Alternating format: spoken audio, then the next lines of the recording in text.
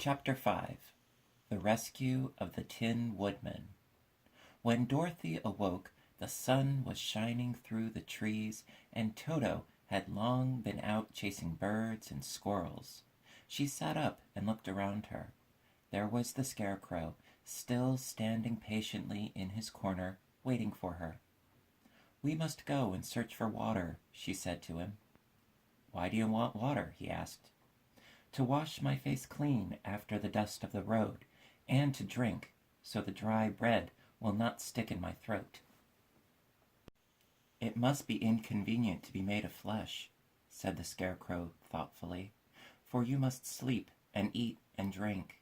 However, you have brains, and it is worth a lot of bother to be able to think properly." They left the cottage and walked through the trees until they found a little spring of clear water, where Dorothy drank and bathed and ate her breakfast. She saw there was not much bread left in the basket, and the girl was thankful the Scarecrow did not have to eat anything, for there was scarcely enough for herself and Toto for the day. When she had finished her meal and was about to go back to the road of yellow brick, she was startled to hear a deep groan nearby. "What was that?" she asked timidly. "I cannot imagine," replied the Scarecrow, "but we can go and see." Just then another groan reached their ears, and the sound seemed to come from behind them. They turned and walked through the forest a few steps, when Dorothy discovered something shining in a ray of sunshine that fell between the trees. She ran to the place and then stopped short with a cry of surprise. One of the big trees had been partly chopped through, and standing beside it, with an uplifted axe in his hands, was a man made entirely of tin. His head and arms and legs were jointed upon his body, but he stood perfectly motionless, as if he could not stir at all. Dorothy looked at him in amazement, and so did the Scarecrow, while Toto barked sharply and made a snap at the tin legs, which hurt his teeth. "Did you groan?" asked Dorothy. "Yes," answered the Tin Man, "I did.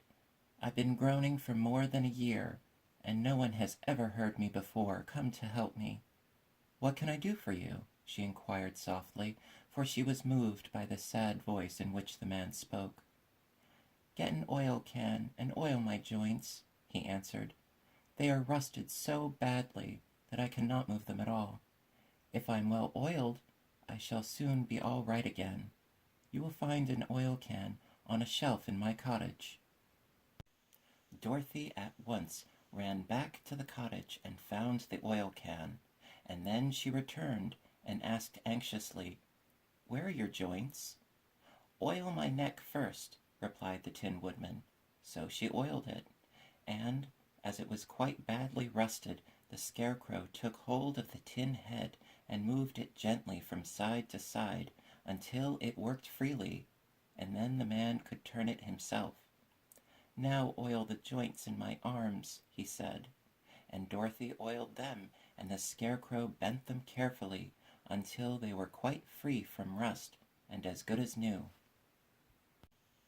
The Tin Woodman gave a sigh of satisfaction and lowered his axe, which he leaned against the tree. "This is a great comfort," he said. "I have been holding that axe in the air ever since I rusted, and I'm glad to be able to put it down at last. Now, if you will oil the joints of my legs, I shall be all right once more."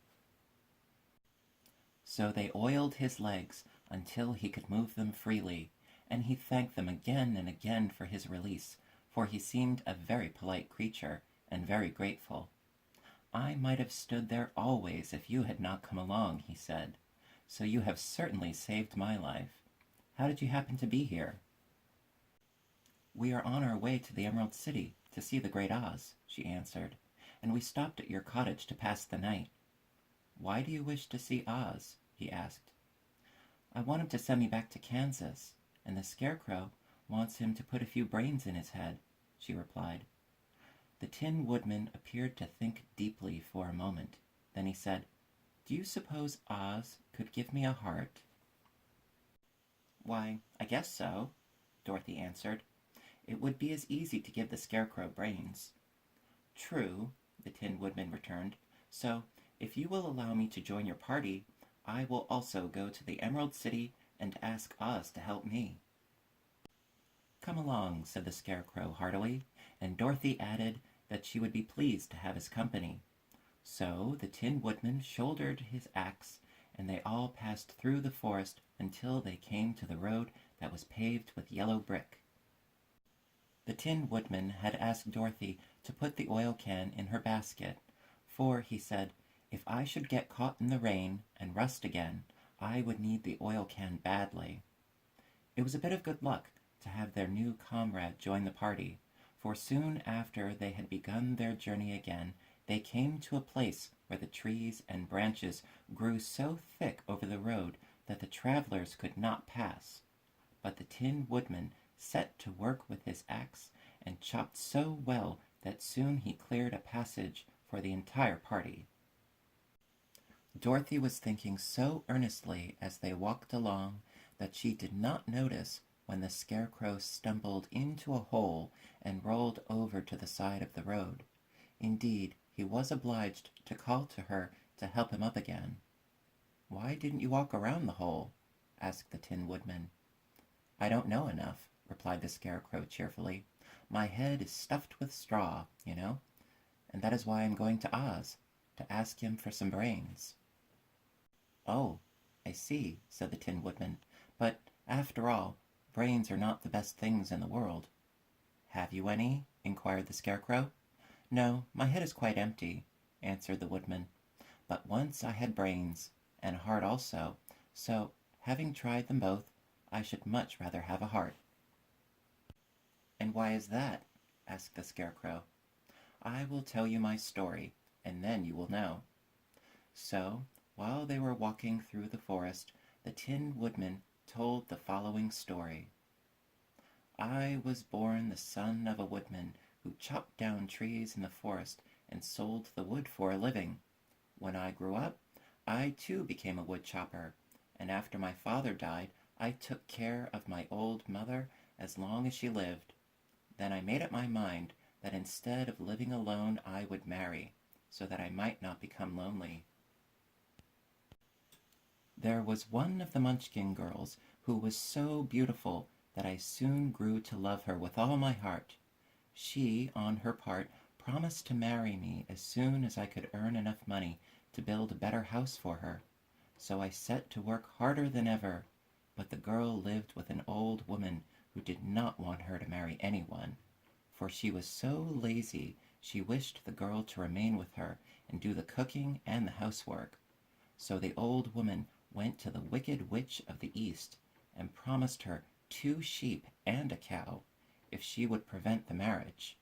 Thereupon the Wicked Witch enchanted my axe, and when I was chopping away at my best one day, for I was anxious to get the new house and my wife as soon as possible, the axe slipped all at once and cut off my leg. This at first seemed a great misfortune, for I knew a one-legged man could not do very well as a woodchopper. So I went to a tinsmith and had him make me a new leg out of tin. The leg worked very well once I was used to it, but my action angered the Wicked Witch of the East, for she had promised the old woman I should not marry the pretty Munchkin girl. When I began chopping again, my axe slipped and cut off my right leg. Again I went to the tinner, and again he made me a leg out of tin. After this, the enchanted axe cut off my arms, one after the other, but, nothing daunted, I had them replaced with tin ones. The Wicked Witch then made the axe slip and cut off my head, and at first I thought that was the end of me, but the tinner happened to come along, and he made me a new head out of tin. I thought I had beaten the Wicked Witch then, and I worked harder than ever, but I little knew how cruel my enemy could be. She thought of a new way to kill my love for the beautiful Munchkin maiden, and made my axe slip again, so that it cut right through my body, splitting me into two halves. Once more the tinner came to my help and made me a body of tin, fastening my tin arms and legs and head to it by means of joints, so that I could move around as well as ever. But alas, I had now no heart, so that I lost all my love for the Munchkin girl, and did not care whether I married her or not. I suppose she is still living with the old woman, waiting for me to come after her. My body shone so brightly in the sun that I felt very proud of it, and it did not matter now if my axe slipped, for it could not cut me. There was only one danger, that my joints would rust, but I kept an oil can in my cottage and took care to oil myself whenever I needed it. However, there came a day when I forgot to do this, and, being caught in a rainstorm, before I thought of the danger my joints had rusted, and I was left to stand in the woods until you came to help me. It was a terrible thing to undergo, but during the year I stood there I had time to think that the greatest loss I had known was the loss of my heart. While I was in love, I was the happiest man on earth, but no one can love who has not a heart, and so I am resolved to ask Oz to give me one. If he does, I will go back to the Munchkin maiden and marry her. Both Dorothy and the Scarecrow had been greatly interested in the story of the Tin Woodman, and now they knew why he was so anxious to get a new heart. "All the same," said the Scarecrow, "I shall ask for brains instead of a heart, for a fool would not know what to do with a heart if he had one." "I shall take the heart," returned the Tin Woodman, "for brains do not make one happy, and happiness is the best thing in the world." Dorothy did not say anything, for she was puzzled to know which of her two friends was right, and she decided if she could only get back to Kansas and Aunt Em, it did not matter so much whether the Woodman had no brains and the Scarecrow no heart, or each got what he wanted. What worried her most was that the bread was nearly gone, and another meal for herself and Toto would empty the basket. To be sure, neither the Woodman nor the Scarecrow ever ate anything, but she was not made of tin nor straw, and could not live unless she was fed.